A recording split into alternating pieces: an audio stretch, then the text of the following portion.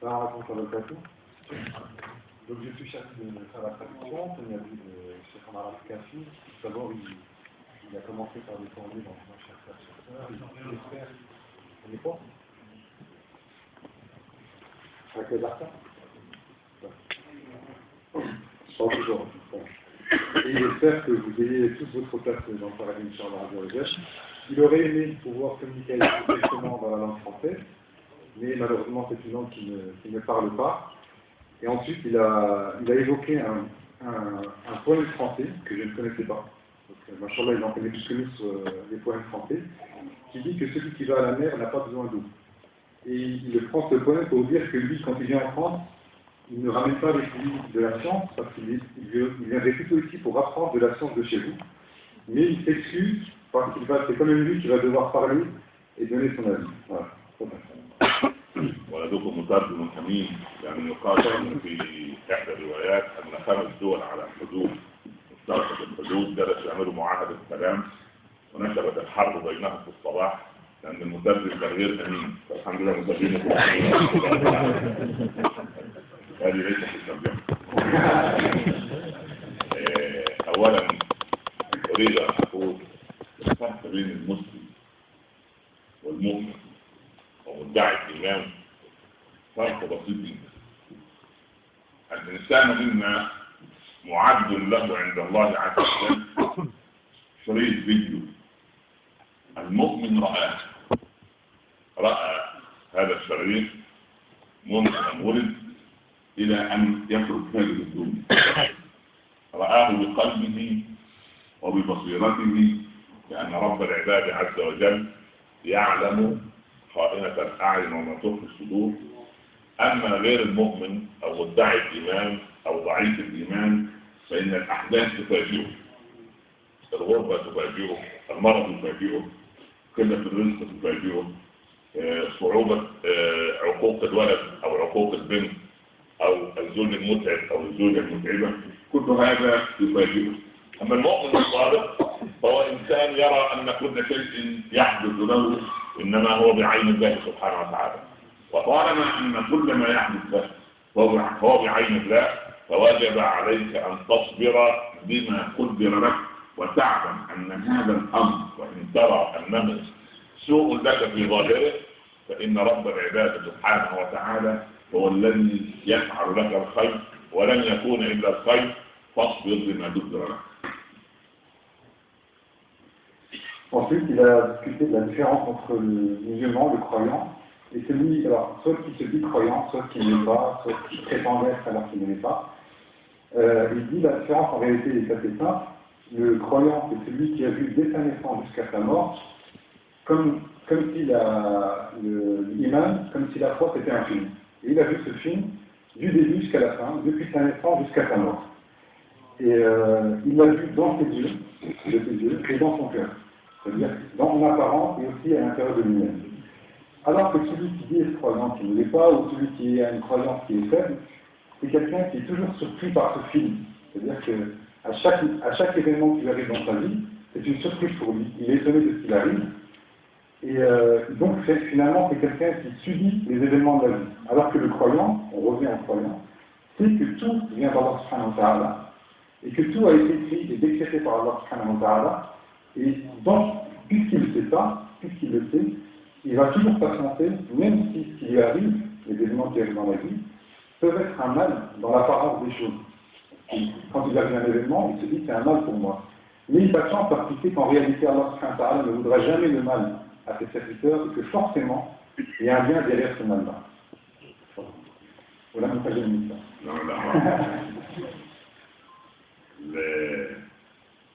التاريخ وقصة قصة عجيبة.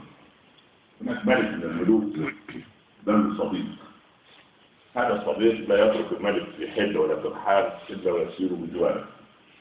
فإذا حدث للملك شيء يسيء إليه يلحقه صديقه بقوله عساه خيرا إن شاء الله يكون خير. في مرة من المرات خرج الملك مع صديقه وحاشيته للصيد في الغابة، فأراد أن يصطاد أرنبا أو غزالا.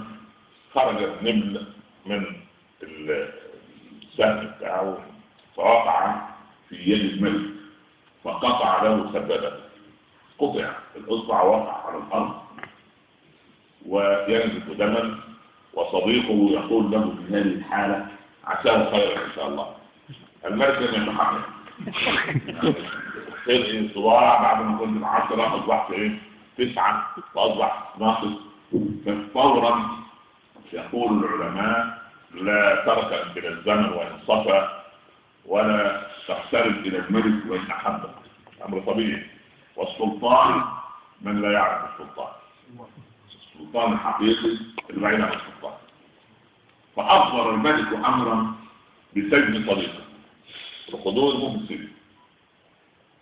فلما أخذوه وعادوا سجنوه يعني ماذا قال صاحبي؟ قال والله عجبا، رجل مجنون أغلقنا عليه باب الزنزانة بل عساه خيرا إن شاء الله. كي مصمم يعني السيد بعد الحرية وكراهية الملك بعد المحبة والقرب من الماء، البعد عن الملك بعد القرب، كل هذا أمام رأيي نرى خيرا. والله يا ريت احنا قلوبنا تكون بهذا المنطق. أنا عايزك تقتنع أن كل ما أنت فيه إنما هو خير من الله عز وجل. نعم بالله. مستمعين الأول عشان نكملوا المستمعين. لا خلاص نكمل صراحة. فبعد شهور يعني الملك عوفي وخرج بأول رحلة صيد بدون صديقه. وبعدين هو ماشي تاه في الغابة بعيدا عن الحراسة. قربت عليه جماعة لهم معبد داخل الغابة يعبدون صنما من الأصنام تقدم له كل عام قربان من القرابين، وهو إنسان مخطوف فيذبحوه على أقدام الصنم. فقدر الله الملك هو طلع الواقع في الشمس. أنا الملك في حاجة في ملك يمشي محمود عمرنا ما شوفنا الملك يمشي محمود. أو الملوك دول والرؤساء لو تبت عادلا غرفته فجأة يحصل له راحة. المهم علينا خلينا احنا مع الملك اللي في الغابة. أنا الملك أنت ملك ولا غير أنت كذاب؟ في ملك مش المهم يطلع عن سلمة المعبد المسؤولين عن مسألة القرابين لازم يوقعوا الكشف الطبي عليه. فلابد من الشروط أن يكون سليم الحواس زي الأضحية بتاعت العيد، يعني له عينين ولسان وشفتين وكده، يعني لازم يكون كامل.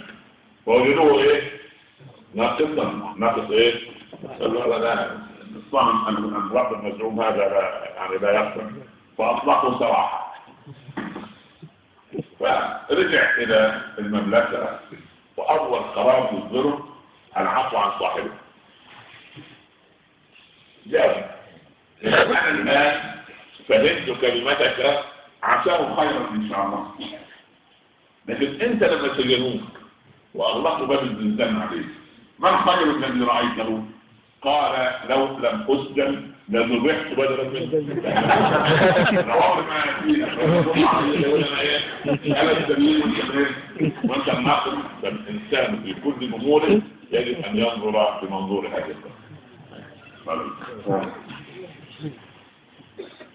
Alors toujours dans le sujet d'être convaincu que ce qui nous arrive est un bien, le chef va raconter une histoire qui est une histoire incroyable, celle d'un roi qui avait un ami cet ami ne le délaissait jamais.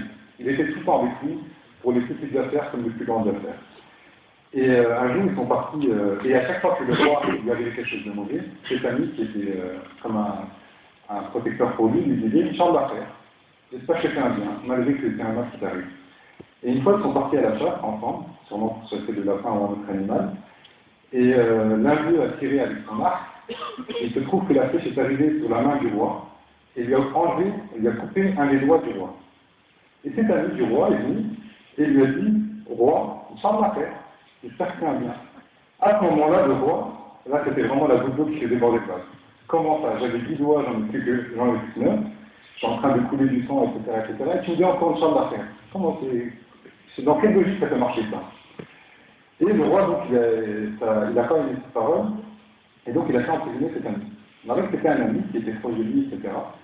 Et entre parenthèses, je cherche l'idée que le vrai sultan, celui qui est vraiment, comment dire, qui cherche de lui-même, c'est celui qui est loin du sultan. Parce qu'il n'est pas conditionné aux décisions et aux aléas des décisions du gouverneur ou de ce sultan-là. Donc ça, c'est une phrase entre parenthèses. Donc, bref, le roi emprisonne cet ami, et quand il met cet ami en prison, cet ami qui rentre en prison dit « Charles d'affaires, j'ai rentré en prison, j'étais libre, j'étais un des aînés du roi, j'avais des avantages, etc. Malgré ça, maintenant que je suis en prison, Charles d'affaires. » Et les gens qui ont mis cette personne en prison, même le roi, ils sont dit « C'est un fou, lui. » Quand il arrive, il dit « Charles d'affaires, il n'est pas bien. » Toujours est-il que quelques mois après, le roi qui s'est intervenu de sa blessure repart à la chasse, sans son ami, qui n'était plus là, et il s'est fait attraper par une tribu qui vaguait dans les environs. Et il se trouve que cette tribu avait un rite, et c'était d'offrir en offrande à une divinité qu'ils adoraient dans leur tribu, un homme qu'ils avaient attrapé, et ils devaient le prendre devant cette divinité et l'égorger. Voilà. Et cet homme-là, évidemment, c'était le roi, qui venait de l'attraper. Alors le roi a essayé de se défendre en disant « mais je suis un roi, j'ai des biens, etc. » Il dit « mais un roi, il ne se promène pas tout seul pour faire la chasse. » Donc c'est pas vrai. Il n'est pas un roi. Donc il a essayé de se défendre, mais ça n'a pas marché.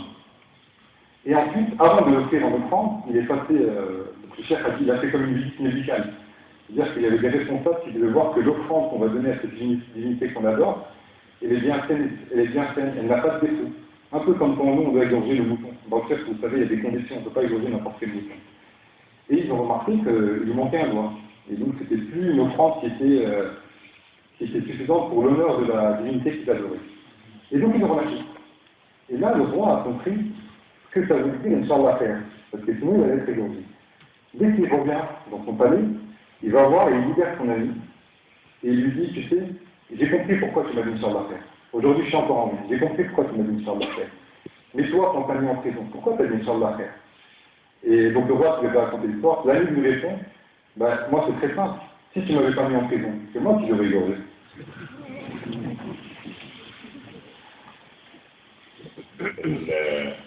الإنسان في هذه الحياة يجب أن ينظر إلى كل فعل وعمل وقدر أنه خير من الله عز وجل. أنت ولدت أولا وأنا كذلك عالم عريان، نزلنا إلى الدنيا. انظر إلى ولدك عندما ينزل إلى الدنيا ويخرج من رحم أمه قابضا إليه هكذا. كلنا بالتركز يعمل كده ماسك في الدنيا من البداية، ولما يجي نخرج من الدنيا يغسلنا أهلنا يعملوا فينا إيه؟ لازم يفتحوا إيه؟ يقدروا يعملوا كده تمرينات يعني كده مساج كده رياضة عشان إيه؟ المتوفى يفتح ايه كفيه، ما نترك متوفى عن الزراعه كده او كده، لازم نعمل ونلينه لو مات بالليل ويظن ان ندفنه صباحا لابد ان نحرك جسده كي يظل ليلا حتى يسر علينا دفنه، فنفتح يديه. فكانما نزلنا الى الدنيا قابضين على الدنيا ولكن عرايا، ونخرج من الدنيا وقد فتحنا كفينا، وسبحان الله العظيم نسلم كل ما اخذنا. ولذلك العبد ينزل إلى الدنيا صارخا. أول ما يصرخ الطفل يفرح الأهل أنه ولد إيه؟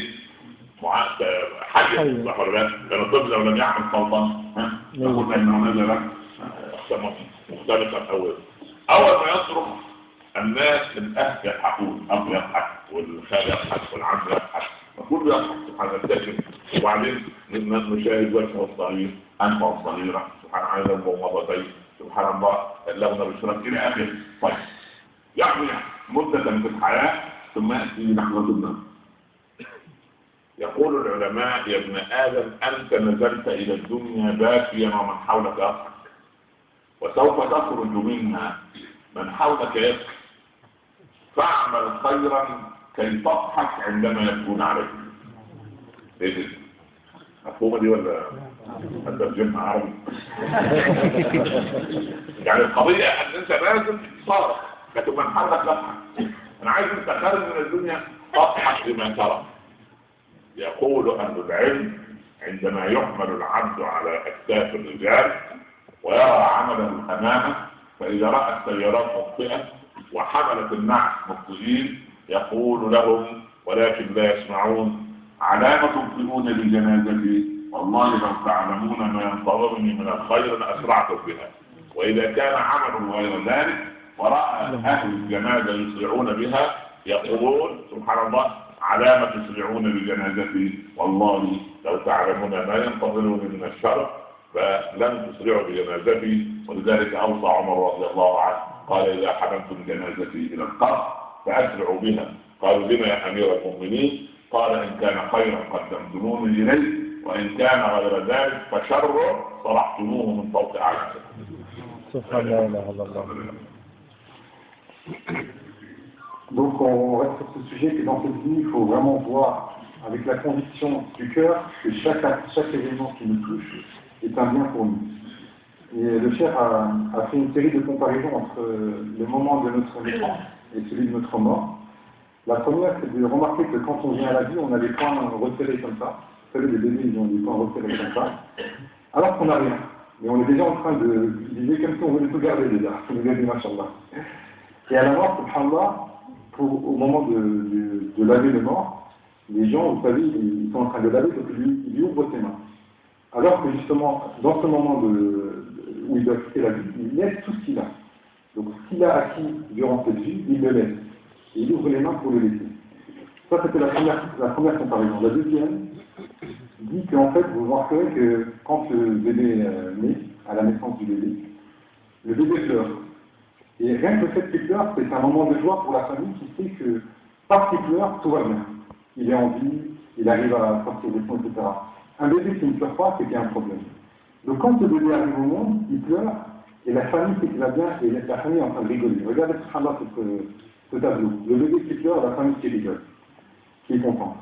Et il dit, en plus il fait un poème arabe qui dit que tu es venu au fil d'Adam dans la vie en pleurant, alors que ta famille est en train de rire. Et quand tu vas vivre cette vie, ta famille va être en train de pleurer ta mort. Alors fais en sorte que toi, à ce moment-là, tu sois en train de rire dans ta famille.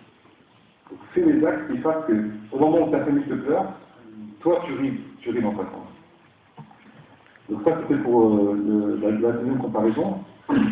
Et il a aussi cité que quand le mort est on est en train de lui faire ses funérailles, si c'est un croyant, un bon musulman, il est en train de se dire, mais personne ne peut l'entendre, de ceux qui font des funérailles évidemment, il est en train de dire, mais pourquoi êtes-vous blanc à m'emmener jusqu'à ma tombe? Wallah, si vous saviez ce qui m'attend, vous vous dépêcheriez pour me ramener dans ma tombe. Donc j'ai pu goûter à ces plaisirs-là. Et s'il n'était pas un croyant, il dira, Wallah, bon, c'est pas grave. Alors la dernière, en fait, c'est une phrase de Omar Khattab qui disait qu'en fait, il aura demandé à sa mort que ses funérailles soient faites rapidement, qu'il ne soit pas lent jusqu'à le ramener dans sa tombe. Et il aura dit les raisons suivantes. Il aura dit, si jamais j'ai été un bon musulman, alors dans ce cas, vous devez vous dépêcher parce que ce qui m'attend, c'est quelque chose de très bien. Et je vais y arriver. En revanche, si je n'ai pas été un bon musulman, alors vous devez vous dépêcher pour vous débarrasser du mal que vous êtes en train de porter sur vos épaules. Et karma. ينزل الإنسان من بطن أمه ومعه كتابان، كتاب مكتوب فيه العمر وكتاب مكتوب فيه الرزق والعمر. لا ندخل الإنسان لا من قريب ولا من بعيد في مسألة الرزق والعمر، ولكن هناك شيء يسمى البركة. هذه البركة تعطى لفلان وتنزع من فلان، تعطى لفلان وتنزع من فلان. فلان معه 1000 والآخر معه 1000. 1000 الأولى فيها بركة 10,000 و100,000، وال1000 الثانية لا بركة فيها كي تساوي سبحان الله يعني يورو واحد، لأن البركة نزعت من هنا والبركة وضعت هنا. ولذلك البركة تعود إلى صدق النية. أمير من الأمراء يسير ووجد بستانا جميلا كله أشجار رمان، فدخل وبعدين وجد بنت صغيرة 10 سنوات، قال هل تستطيعين يا بني أن تأتي لي بعصير من هذا الرمان؟ هي لا تعرفه، بنت صاحب البستان. قال لا نعم يا سيدي. ذهبت وجدت إناء كبير وجاءت بعصير رمان شربه وجده حلوا جميلا، قال كم رمانة عصرت؟ قالت رمانة واحدة. قال يا سبحان الله، كل هذا الكم من العصير برمانة واحدة وطعمه جميل، هل من الممكن أن تعصري لي رمانا آخر؟ قالت نعم.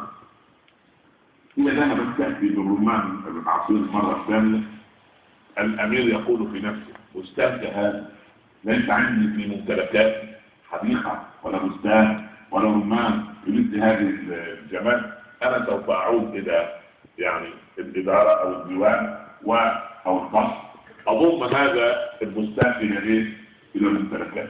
هذه نيته. جاءت البنت بنصف كمية الرمان الأولى، فلما بدأ في أن يشربه وجده حامضا مرا لا يستتاب. قال من أين هذا الرمان؟ دفعة ثانية هذه. قالت من نفس الفرق أو من نفس الشجرة. وكم رمانة عصرت؟ قالت 5 رمانات. يا الله، 5 رمانات تعمل نصف الكمية، ورمانة واحدة تعمل هذا كله، وهذا كله كان حلوا والآخر صار حامضا. قالت البنت وهي لا تعرفه عسى أن يكون أميرنا قد غير نيته. يقول الأمير ذمته بدأت تتسع وضميره بدأ ينام ويأخذ أجازة كما نام الضمائر كثيرا.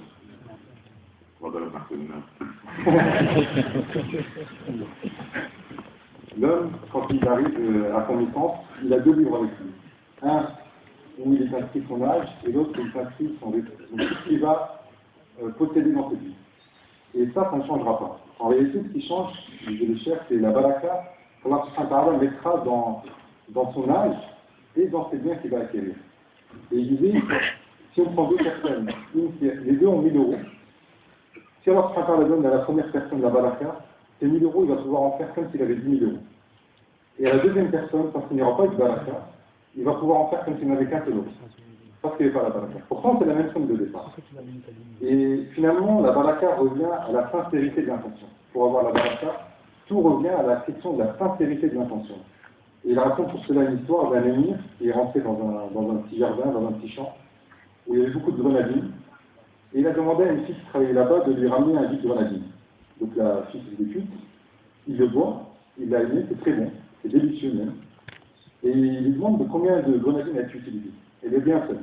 Il dit, subhanallah, une seule grenadine, et j'ai un verre complet, c'est excellent, etc.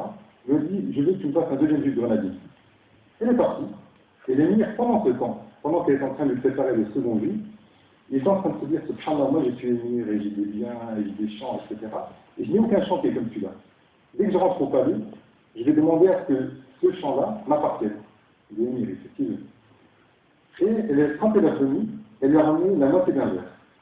Il le boit, il est amer, il n'est pas bon, il est imbuvable.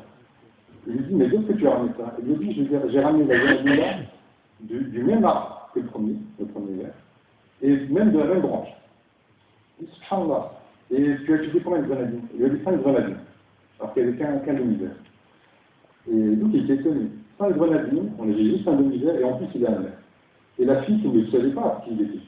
Et c'était un émir, il lui a dit, mais peut-être que tu as changé ton intention pendant que j'étais en train de faire le deuxième jus. Donc regardez comment la sincérité de l'intention a fait qu'il n'y avait plus de baraka dans le deuxième jus, comme c'était le cas dans le premier. حضر لكم مثالا عن البركة مثال واقعي عجب. قطعان الأغنام فرق بيننا وبين الكلاب التي تحرسها. عزكم الله، الكلبة عندما تلد عدة أجراء، عدة كلاب، والنعجة لا تلد إلا مولودا أو مولودين. ونحن طوال العمر وطوال الأعمار وفي كل البلاد من لم يذبح؟ الكلاب أم النعاج؟ النعاج صح؟ الكلاب إنها تذبح، والكلبة تلد عدة أجراء، ولكن عدد النعاج وقطعان الأغنام في العالم 120 ضعف عدد الكلاب، رغم أن الكلبة تضع 5 أضعاف ما تضع من النعجة، لكن البركة فيما يطعم به الناس لا فيما ينفع على الناس.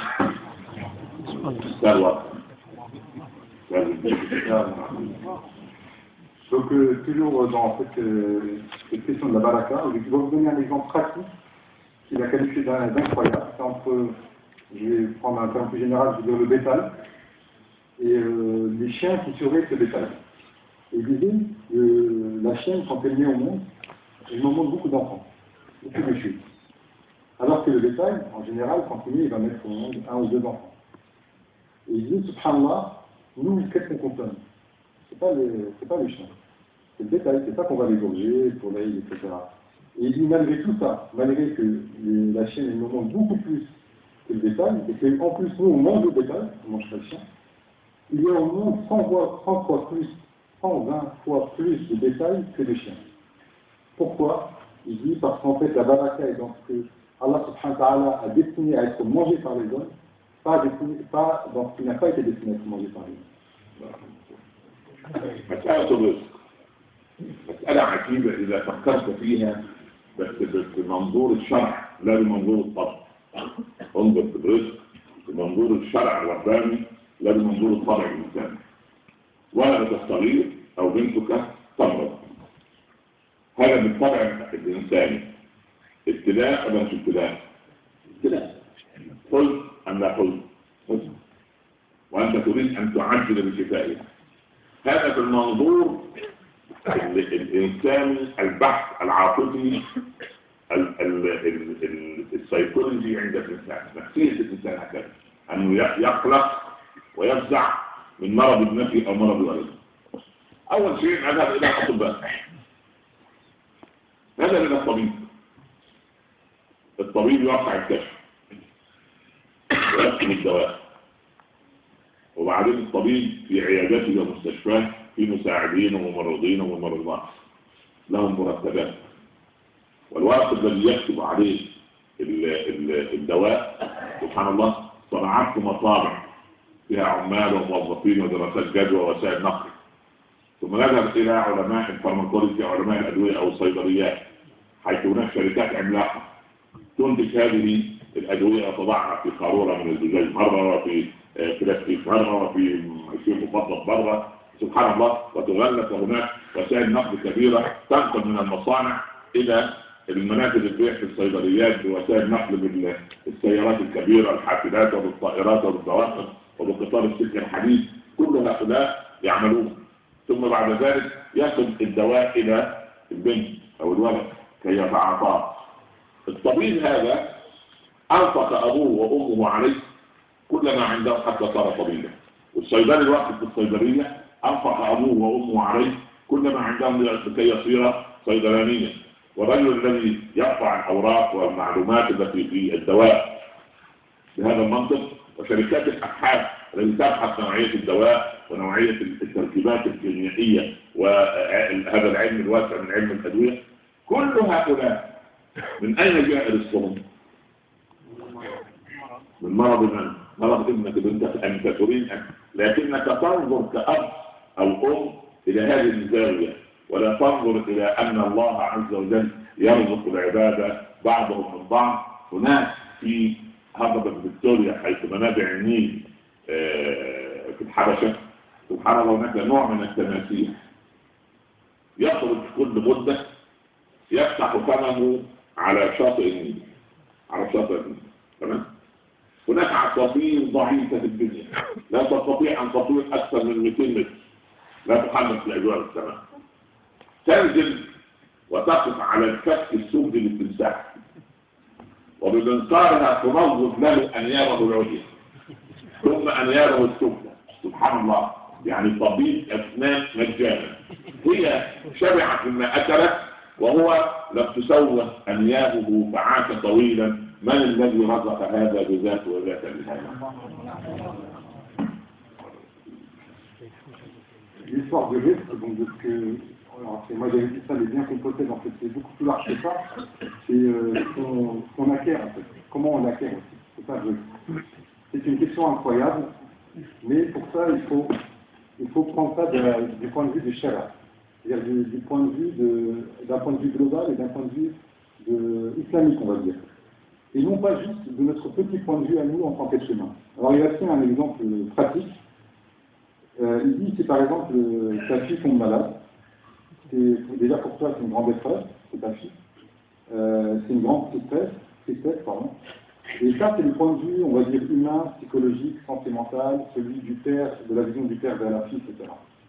Et ensuite, la première chose que tu vas faire, c'est que tu vas aller voir le médecin, qui va te donner une ordonnance sur laquelle est inscrit des médicaments que tu dois te procurer. Et pour le médecin, il y a, surtout si tu vas à l'hôpital, il y a des infirmiers qui l'aident, il y a des aides-soignants, etc. Il y a toute une hiérarchie, tout un monde. Et ensuite, il faut aller voir en pharmacie des médicaments qui ont été produits par des entreprises pharmacologiques, qui en fait, on les ont mis dans des contenants bien précis. Alors des fois, c'est des choses qu'il faut boire, des fois, c'est des petites gélules, etc. Regardez toutes ces séances. Et en plus, ensuite, ces médicaments-là, il faut les livrer. Et donc, on a besoin d'avions, de voitures, de par terre, par mer, pour qu'on puisse arriver à la pharmacie, où tu vas aller chercher avec ton ordonnance les médicaments qui a besoin pour ta fille. Ça, c'est l'histoire d'un père qui a besoin d'un médicament pour sa fille. Et il disait, regardez tout ce monde-là qui a été sollicité pour avoir ce médicament. Le médecin, l'infirmier, le pharmacien, tous les savants de la pharmacologie, etc. Tous ces gens-là qui ont donné leur vie pour pouvoir apprendre ce métier, de quoi ils vivent en fait? D'où vient leur subsistance? Ils viennent de la maladie. Donc ce que le père voit comme une maladie qui est en fait une épreuve et une tristesse, eux ils en vivent tous ces gens-là. Et il dit, regardez, subhanallah, quand on a une vie globale, comment Allah subhanahu wa ta'ala, il donne le risque par des choses dont on n'imagine même pas. Et il a pris un deuxième exemple qui est celui du crocodile, qui va apparemment sur le Nil, et qui ouvre grand sa gueule. Il ouvre grand sa gueule. Et là, il y a une race d'oiseaux bien particulière qui vient se poser sur la mâchoire du crocodile, et qui va en fait se nourrir de ce qu'il y a entre les dents du crocodile. Elle va se nourrir de ce qu'il y a entre les dents du crocodile. Ça, c'est sa nourriture. Et le crocodile, lui, il a les dents qui sont nettoyées. C'est pour ça qu'il ouvre grand sa gueule. Il attend que l'oiseau vienne. Et il dit, regardez comment Allah subhanahu wa ta'ala a fait que l'oiseau se nourrit de ce qui est un bien, même pour le crocodile. Donc regardez d'où vient la subsistance de chaque être qu'Allah subhanahu wa ta'ala a créé. العجيب أيضا في مسألة الرزق أن الله عز وجل يبسط الرزق لمن يشاء ويقدر. يعني أذهب إلى الطبيب وفجأة يفاجئني ويقول أنت ممنوع من أكل كذا مثلا، أكل أنواع اللحوم، عندك مرض معين تتوقف عن أكل اللحم تماما. أنت كمريض ومحب للحوم ومحب للأكل تغضب أو تحكم وأن تنظر نظرة المحروم. لكن المؤمن ينظر نظرة أخرى. رب العباد عز وجل كتب لهذا العبد عندما في كتاب رزقه أنه يأكل طوال حياته 10 أطنان من اللحم. تمام؟ يعني كمية بسيطة من 10,000 كيلو جرام من المؤمن. فهو أكل 9,990. باقي له من رزقه في الدنيا في اللحم 10 كيلو جرام. ولكن الله عز وجل ما قدر عليه الموت بعد، انما سوف يموت بعد 12 سنه. وبيحصل ايه؟ طول ما هو عايش هياكل لحم ورزقه من اللحم انتهى. ياتيه المرض ليوقف اكل اللحم حتى ياكل من اللحم ما قدره له رب العباد وهو في بطن امه. العبد ينظر الى المسائل كده، المسائل منظور لها نظره ايمانيه من البعد الثالث. ما انظرش الى امر الطبيب، ولكن انظر كما قال كريم الله موسى، قال يا رب أليس الشفاء من عندك؟ قال نعم يا رب، نعم يا كريم. قال فماذا يصنع الأطباء؟ قال يأكلون أرزاقهم ويطيبون نفوس عبادي حتى يأتي شفائي أو قضاء. هذه المسألة. ومال الطبيب ده إن شاء الله لما كلنا كده بالصلاة على النبي أصحاء ولا معدي عليه يعمل إيه؟ وإن شاء الله يعمل يقعد يطبخ مع الزوج في البيت. لازم نشتغل. إزاي هذا الناس للناس من بدو وحاضرة بعض لبعض وإن لم يشعروا خدم. نعم. الله تبارك وتعالى. Donc toujours dans ces choses incroyables qui touchent le risque, donc la substance, il y a le fait qu'Allah subhanahu wa ta'ala donne à qui il veut et surtout la quantité qu'il veut. Et il dit, regardez par exemple les personnes qui, à un moment donné de leur vie, ils ont une maladie et par exemple, ils n'ont plus le droit de manger de la viande. Voilà, ils ont une maladie qui les interdit de manger de la viande. Alors eux, quand ils voient ça du point de vue donc, de l'homme qui aime bien la viande et qui se dit, maintenant je suis interdit de viande. Et il dit, alors que le croyant, il doit voir ça différemment. Il doit savoir que dans sa subsistance, Allah subhanahu wa ta'ala lui avait dit, tu as droit, par exemple, dans toute ta vie, c'est écrit. On a dit que le jeune est venu avec 2 livres. Ce 2 livres, c'est celui-là. C'était écrit que tu n'as le droit de manger que 10 tonnes de viande. Donc 10 000 kilos. Et il se trouve qu'à ce moment-là de sa vie, il avait déjà mangé toute la quantité, moins 10 kilos. Il ne reste que 10 kilos. Mais par ailleurs, il a encore 12 années à vivre. Donc il a fallu qu'Allah subhanahu wa ta'ala, parce qu'il a écrit que le jeu c'était 10 tonnes et pas plus, il a été écrit qu'il lui a envoyé la maladie pour arrêter sa consommation de viande. Et donc il dit, ça c'est la maladie qui est venue arrêter sa consommation de viande, parce qu'il n'était pas écrit plus que ça dans son livre. Alors, ça lui semble relire. Hein? Et ensuite, il a raconté l'histoire de Sayyidina Moussa alayhi salam, qui demandait à Allah subhanahu wa ta'ala, n'est-ce pas que la guérison vient de toi? Allah subhanahu wa ta'ala dit, bien sûr. Il a dit, mais alors à quoi servent les médecins? Il lui a dit, les médecins, je leur donne leur substance par la maladie des autres. Et c'est pour que chacun, et donc ils font ce travail, par ce travail, ils ont leur substance, parce que comme il disait, s'il n'y avait pas de médecin, ils vont faire quoi? Ils vont rester chez leur femme, ils galéreraient à rien faire en gros. Et donc par ce travail-là, c'est là que ma guérison va venir. Là, la guérison vient d'Allah subhanahu wa ta'ala. La vraie cause, c'est Allah subhanahu wa ta'ala. Les hommes ne sont qu'un moyen. Et subhanallah, regardez comment Allah subhanahu wa ta'ala, il va donner la guérison, il va la donner, mais il a fait en sorte qu'il y ait des gens qui vivent de cela. Et de fait, on dépend tous les uns des autres, on se nourrit tous les uns des autres, même si on ne le sait pas, même si on ne s'en rend pas compte. أنت جئت إلى هذه البلاد ويجب أن تنظر إلى هذه المسألة أيضا من كتاب الرزق. إما أن جئت لتتعلم مدة معينة وتعود إلى بلدك، فلما جئت هنا وجئت أن السنوات شرطت منك وأن الأبحاث والدراسات وانتظمت في عمل ما وأصبح لك باب رزق وتزوجت وأصبح لك أولاد وحولت الإقامة المؤقتة إلى إقامة دائمة ثم إلى جنسية وأصبحت مثبت الأركان، ولكن عندنا بعض الخلل في بعض من أبنائنا وإخواننا وأخواتنا، هذيهم من هنا من سنة 50 وسنة 60 يستحيل إلى الآن من 70 سنة يعود إلى بلد الأهلاك. أول مرة في التاريخ أسمع استخارة هو 50 سنة. أنا مرة لا يعمل 50 سنة يا شيخ أنا عندي عيال خلصوا الجامعة وتزوج، نرجع ولا نستنى وأنت لسه خدت قرار عايز تاخد قرار. أنا أريد أن أقول أنك جئت إلى هنا كباب من أبواب الرزق، سواء رزق علمي، رزق سلامي من ناحية المتابعة تبحث عن السلام بعيدا عن الاضطهاد، رزق مأمني تبحث عن الأمن والأمان، رزق صحي فيك لتعالج هنا أعجبك طريقة العلاج قلت والله ننتظر ونعمل تأمين ونعمل إقامة وبهذا النص. فسبحان الله هذه الخطوات أنت ما خطوت نحوها، لأن الرزق خلي بالك يسعى إليك ولا تسعى أنت إليه. ليه؟ لأن الله عز وجل يقول وفي السماء رزقكم وما توعدون، فورب السماء والأرض إنه لحق مثلما أنكم تنطقون. والقصة التي تحفظونها مني جميعا من سنين طويلة، النملة التي خدمت سليمان سألها يوما سؤالا يا نملة كم يكفيك من الطعام بالعام؟ قالت يكفيني حبتين من القمح يا نبي الله. لقد ست هذه حبتين قمح استريحي ولا تتعبي ولا تروحي. وغنق عليه تركها عاما وعاد إليها وجدها أكلت حبة وتركت حبة.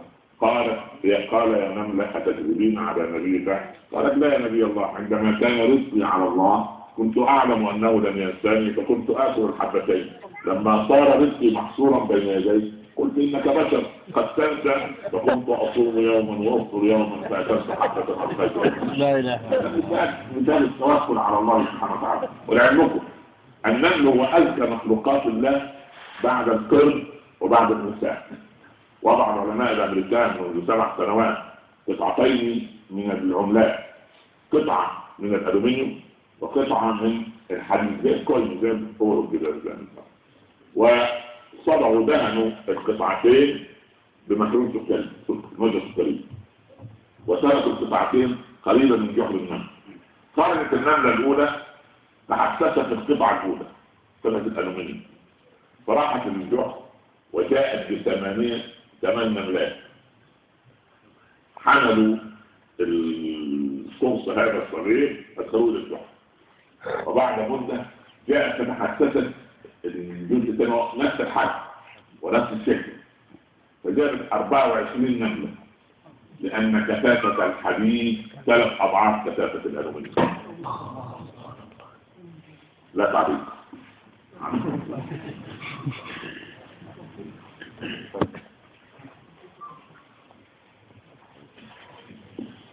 Il dit que, donc, quand auquel il s'adresse particulièrement à ceux qui sont venus de leur pays d'origine pour venir dans ce pays en France, il dit qu'il faut vraiment voir tous les éléments de la vie du point de vue de l'œil, donc la subsistance, et même le fait de venir dans un autre pays, puisque pour beaucoup d'entre vous, et d'entre nous en fait, quand les gens qui sont venus ici dans ce pays, ils sont venus avec un objectif bien précis, et souvent ils sont venus pour une durée déterminée. C'est un CDD en fait, 3-4 ans, pas plus. Ils sont venus peut-être pour voir le médecin ou pour partir chercher la paix parce que dans leur pays d'origine c'était instable, ou alors parce qu'ils voulaient se marier ou parce qu'ils voulaient du bien, ils voulaient gagner de l'argent.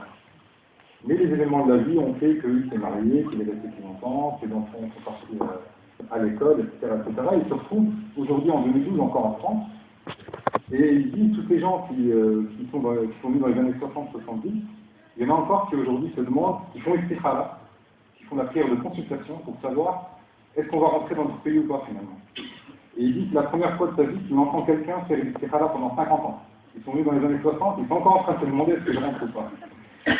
Et il dit donc tu es venu pour une raison bien précise, il se trouve que tu es là, et alors il dit regardez comment ce sera là. Le risque, la subsistance, votre subsistance se trouvait en fait en France. Même si à la base, vous étiez du Maroc ou d'Algérie, elle se trouvait en France car, dit-il, la subsistance, c'est la subsistance qui vient à toi, et c'est pas toi qui va après la subsistance. Pourquoi? Parce que Allah a dit et que dans les cieux se trouve votre subsistance, tout comme vous parlez, tout comme vous prononcez. Regardez, le miracle du fait de parler, et bien ce miracle-là, c'est la même chose, le même miracle qui fait qu'Allah la subsistance qui nous a dit, elle va venir à nous. C'est le miracle, c'est pas nous qui allons vers elle. Et donc, on est venu, pour beaucoup d'entre nous, on est venu en France parce que la substance se trouve ici. Et il a aussi raconté l'histoire de Sulaiman, qui avait demandé à une fourmi, parce que vous savez qu'il pouvait discuter avec les animaux. Il lui a dit, tu as besoin de combien de nourriture pour vos parents à peu près? Il lui a dit 2 graines. Il lui a dit, d'accord, eh bien écoute, pour l'année prochaine, je te passe 2 graines. Donc comme ça, tu n'as pas besoin de les chercher.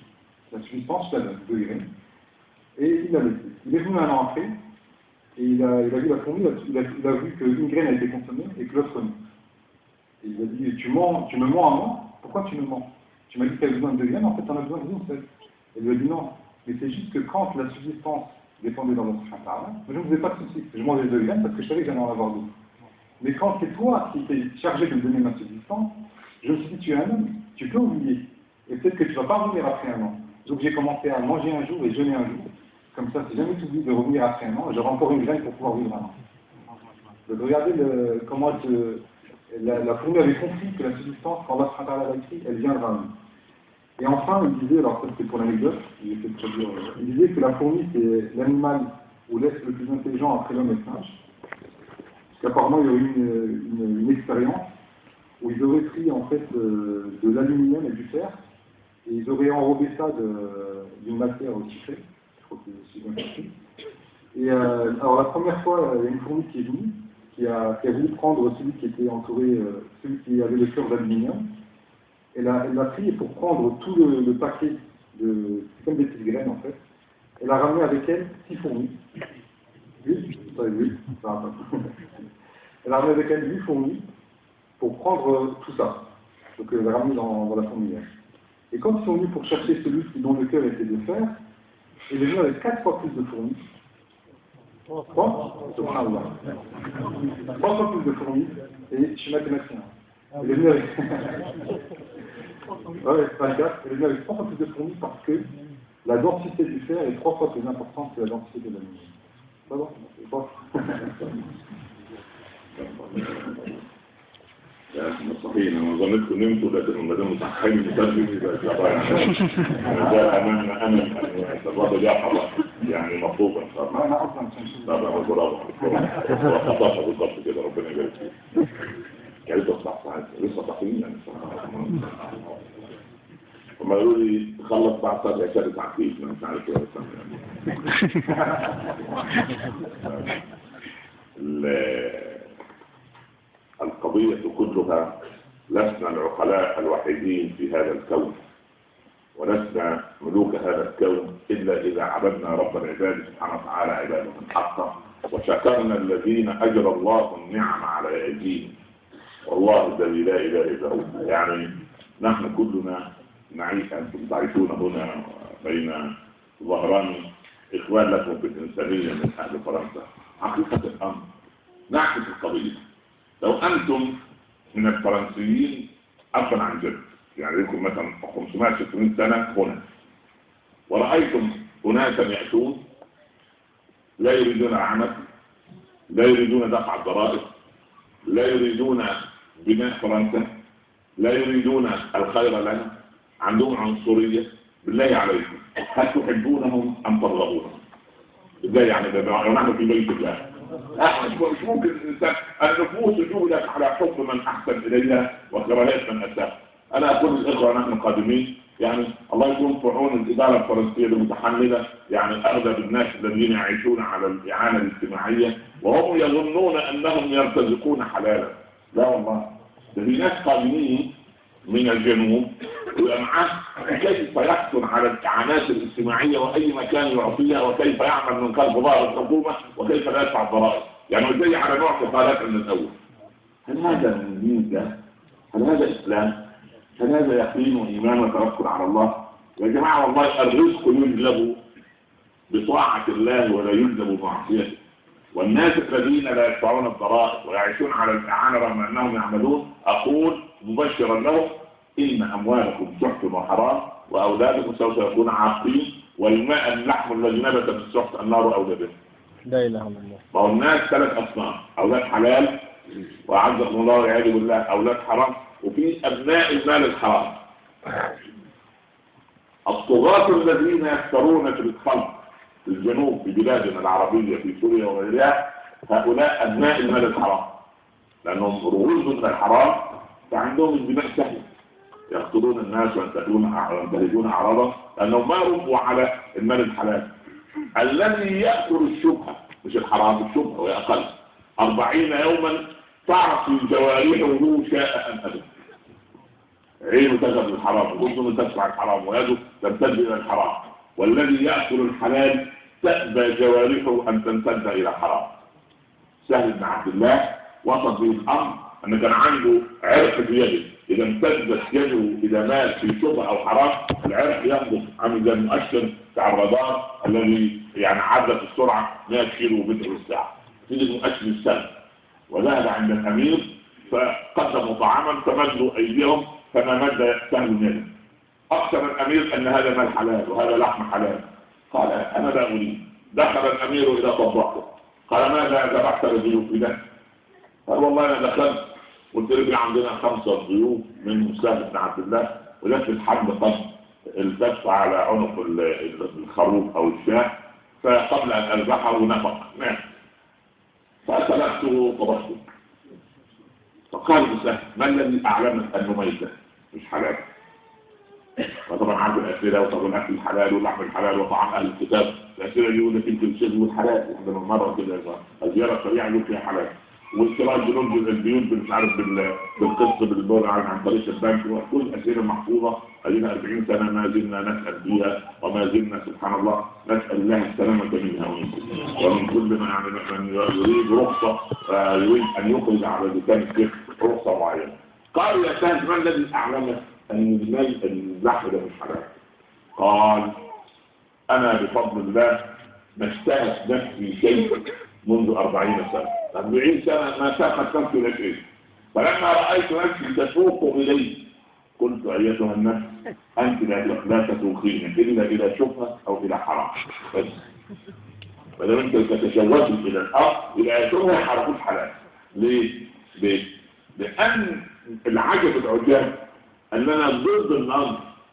بالله عليك، الله أمرنا بالصبر عند الابتلاء من جزع بالصبر. طب لما ينزل الابتلاء بنصبر أم ننزع؟ قال الحسن البصري لو أمرنا بالجزع لصبرنا ولكننا أمرنا بالصبر لجزع.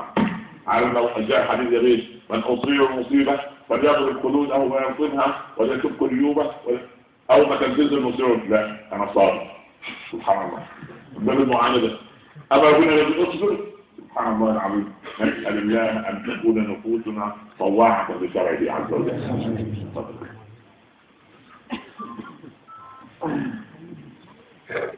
Donc je disais qu'effectivement nous ne sommes pas des seuls êtres intelligents sur Terre.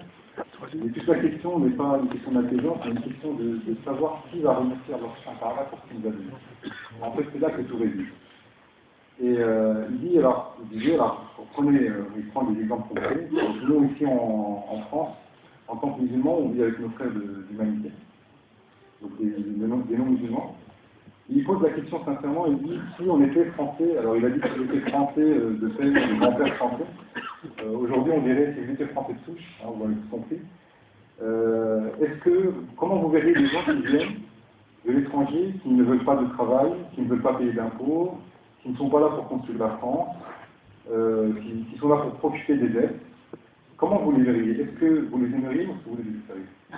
Il dit on va être honnête avec nous-mêmes, on va les détester parce que c'est la nature de l'homme que de détester des choses qui sont détestables. Et il y a des gens qui viennent, c'est ce qu'il dit, hein, il y a des gens qui viennent du Sud, déjà, avant même d'arriver en France, ils se posent déjà la question de savoir dans quelle région en France j'ai allé pour profiter au mieux des aides sociales, etc. Ou comment je vais pouvoir m'en sortir sans travailler et sans payer d'impôts, etc. Vraiment pour venir profiter. Et il dit, attention à ça parce que l'argent-là il n'est pas halal. Celui qui vient déjà avec cette intention, il est déjà en train de rompre le contrat dans lequel le contrat implicite, quand on vient en France, on ne vient pas pour profiter des aides sociales. Et il dit, sachez qu'il y a 3 types d'hommes. Il y a des hommes qui ont été éduqués dans le halal, ceux qui ont été éduqués dans le haram, et il y a les hommes qui viennent de l'argent haram. C'est encore une autre catégorie. Et il dit par exemple les tyrans, là c'est vraiment d'actualité, les tyrans qui sont dans le pays arabe, c'est des gens qui sont issus de l'argent haram. Et c'est pour ça que vous les verrez, ils n'ont aucun problème à tuer des hommes, à commettre des massacres, parce qu'ils n'ont pas été éduqués dans le halal. Et il dit, sachez que quand on est éduqué dans l'argent haram, ça oblige en fait tous nos membres, ça pousse nos membres à aller vers le haram. C'est une éducation en fait. L'argent qu'on utilise pour notre vie, c'est ça qui va, si c'est de l'argent halal, nos membres vont nous diriger vers le halal. Et si on se nourrit d'argent haram, nos membres vont nous pousser vers le haram. Et il prenait l'exemple de ça, Ibn Abdullah, qui en fait, il disait, c'est un compagnon qui avait une veine qui s'excitait. Chaque fois qu'il tendait la main vers quelque chose de haram, par exemple une nourriture, il y avait carrément une veine qui s'excitait pour lui dire attention pour le haram. Pourquoi? Parce qu'il s'est toujours nourri de halal. Regardez comment, même le corps en fait, à la fin, nous donne des signes. C'est comme ça qu'il a fait ça, c'était un signe. Il a raconté qu'une fois, il est rentré, docteur Ibn Abdullah, il est rentré chez un émir, et il y avait de la viande. Et au moment de manger de la viande, il n'a pas voulu manger cette viande. Et le roi, il dit pourquoi? Il dit il y a quelque chose qui ne va pas. L'émir, pardon. Il a dit, je t'assure, c'est de la viande halal, c'était halal, etc. Il dit non, il y a quelque chose qui ne va pas. L'émir est parti voir le cuisinier. Et je résume un peu, le cuisinier lui a dit, en fait, j'ai cuisiné une viande, et en fait, cette viande le bétail n'était pas encore complètement mort. Je n'ai pas égorgé dans les règles de l'art islamique. Il disait, ça c'est même pas haram, ça c'est shubha. C'est-à-dire que c'est quelque chose, on ne sait pas, c'est entre les deux. Mais déjà, il faut s'en éloigner. Et l'émir est revenu, il a dit à ça, mais comment t'as su? Moi je t'ai assuré que c'était halal, comment t'as su que c'était haram? Et il lui a dit, parce qu'en fait, depuis 40 ans, je n'ai jamais vraiment eu envie de quelque chose. Et là, il y a mon âme a eu envie de cette viande-là. Et j'ai su que mon âme ne pouvait avoir envie que de choses qui étaient soit shubha, soit haram. Ça c'est l'âme qui pousse, vous savez, l'âme qui pousse au vice. Et quand il a su ça, il a dit il y a quelque chose dans cette viande qui va pas. Parce que son âme est poussée plus que d'habitude. Et donc il disait, il faut absolument... Ouais, je sais trop vite. Voilà. Et en fait, il disait, pour finir, qu'en fait, il faut absolument avoir la patience pour chaque événement. Et il y a quelque chose d'incroyable chez l'homme, en fait, c'est qu'il aime bien concréter les règles qu'on lui donne. Allah subhanahu nous a dit pour chaque événement qui nous arrive, chaque épreuve en fait, il faut patienter. Et Hassan Basri il a dit, on nous a ordonné de patienter pour chaque épreuve. Wallah, si on nous avait ordonné de ne pas patienter pour chaque épreuve, on n'aurait patienté. Parce qu'on nous notera que les gens sont les résultats. في نهاية المطاف أريد أن أقول أنا أريد منكم بأمان أن تعودوا اليوم إلى البيوت كل واحد يطلع دفتر ويكتب النعم التي أعطاها الله له منذ أن ولد. كان في عالم الغيب فأصبح في عالم الشهادة. ورثنا أسوياء أصحاء وكم من أناس لا يستطيعون أن يجلسوا مثل هذه الجلسة. ترونني وتسمعونني. رحلة الشهيق والزفير، نعمة الهضم، الدولة الدموية، هذا كله يكتب في النعم. كنا فقراء أغنانا الله من فضله، كنا أميين ولدنا من بطون أمهاتنا لا نكتب ولا نعي ولا نقرأ، أصبحنا نقرأ ونكتب، أصبحت مع كثير منكم إجازات علمية. كان الإنسان منا لا يملك شيئا أصبح يملك والحمد لله رب العالمين. رزق محبة بين قلوب الناس. أيضا رزقنا هذا الدين العظيم الذي يعني يأخذ بأيدينا إلى طريق الله سبحانه وتعالى. رزقنا زوجات صالحات صابرات. أدعو الله عز وجل أن يصبرهن عليكم حضرتك، لأن أنت ما زالت عندك الجينات بتاعت عدنان ومعد ونزار وكيفية معاملة المرأة. أن المرأة يعني هذا الرجل الذي يحب زوجته حبا جما بشر ابنته أن هناك عريس سوف يأتي ليتقدم لها، فبكت البنت وانتحرت. لماذا يا سفيه؟ أنا أبشرك أن في عريس جاي، أنا لا أستطيع أن أترك أمي، يأخذها معك. هذا من دليل الحب الكبير، ولكن أن تحافظ على هذه المحبة إن شاء الله رب العالمين. أحبك في الله جزاكم الله كل خير، وجعلنا وأنتم من الشاكرين لنعمه، إن ربي ولي ذلك والقادر عليه، وشكر الله لكم حسن إنصاتكم. السلام عليكم ورحمة الله تعالى وبركاته. Je vais traduire la dernière partie, donc il demande à chacun d'entre vous, quand il rentre chez lui, pour mettre en application tout ce qui est dit aujourd'hui, de prendre un cahier et d'essayer d'écrire tous les biens que Allah lui a donnés. Vraiment, tout ça, Allah lui a donné depuis sa naissance. Et il a dit qu'il faut viser l'argent, c'est-à-dire que ceux qui ont pu être malades et qui sont aujourd'hui en bonne santé, ceux qui étaient pauvres et qui ont aujourd'hui une certaine richesse, ceux qui étaient illettrés, qui aujourd'hui savent lire, savent débattre et qui ont des diplômes d'un certain niveau, et aussi la plus grande ni'ma, la religion qu'on a eue, c'est-à-dire que ou bien on était enfant et rien n'était gagné, aujourd'hui les musulmans ont bien la mosquée, ou bien des gens qui n'étaient pas musulmans et qui, alhamdoulilah, ont acquis cette grande ni'ma qui est la religion. Et il a dit aussi, vous devez remercier Allah pour les femmes pieuses, patientes qu'il a données. Il insiste sur le mot patience en disant vraiment, il demande à Allah d'augmenter la patience de nos femmes envers nous, les hommes. Il dit parce qu'aujourd'hui il y a beaucoup de problèmes, les hommes sont un peu durs, un peu rudes avec leurs femmes. Et il a terminé par une blague en disant il y a un père qui a dit à sa fille, il y a un prétendant qui vient venir se voir, il va demander sa main. Et la fille a commencé à pleurer. Il s'est étonné, il dit attends, je te dis qu'il y a quelqu'un, un prétendant, normalement c'est pas ça. Il y a un prétendant qui vient pour demander sa main et tu pleures. Je lui dis oui, mais parce que je ne veux pas laisser ma mère, etc. Je suis très attaché à ma mère et tout. Il me dit bah prends-la avec toi. Pas un problème. Voilà, et après il vous remercie, il a poursuivi. جزاكم الله كل خير على حسن انصاتكم، وجمعني واياكم دائما في طاعته. ندعو الله سبحانه وتعالى لابنائنا واخواننا في سوريا ان يصيبهم رب العباد عز وجل. اللهم امنهم من خوفنا يا اكرم الاكرمين. اللهم احفظ اعراضهم واموالهم ودينهم يا ارحم الراحمين. اللهم من اراد باهل سوريا شرا فاردد اللهم سوءه اليه واجعل تدبيره في تدبيره يا رب العالمين. اللهم اجعله بلدا امنا مطمئنا رخاء سخاء بكرمك يا اكرم الاكرمين. اللهم من أراد المسلمين سوءا فاردد اللهم سوءه إليه واجعل اللهم جمعنا هذا جمعا مرحوما وتفرقا عن بعده تفرقا معصوما. لا تجعل بيننا شقيا ولا محروما. فك اللهم السمع عن المكروبين وسد اللهم الدين عن المدينين واقض حوائجنا وحوائج المحتاجين. وارزق بناتنا بأزواج صالحين وأبنائنا بزوجات صالحات وارزقهم وإيانا بما تحب وترضى واغفر منك بخاتمة السعادة أجمعين. وصلى الله على سيدنا محمد وآله وصحبه وسلم ورحمة تسليما كثيرا. جزاكم الله خيرا ونسأل الله الذي لا تضيع ودائعه. السلام عليكم ورحمة الله تعالى وبركاته.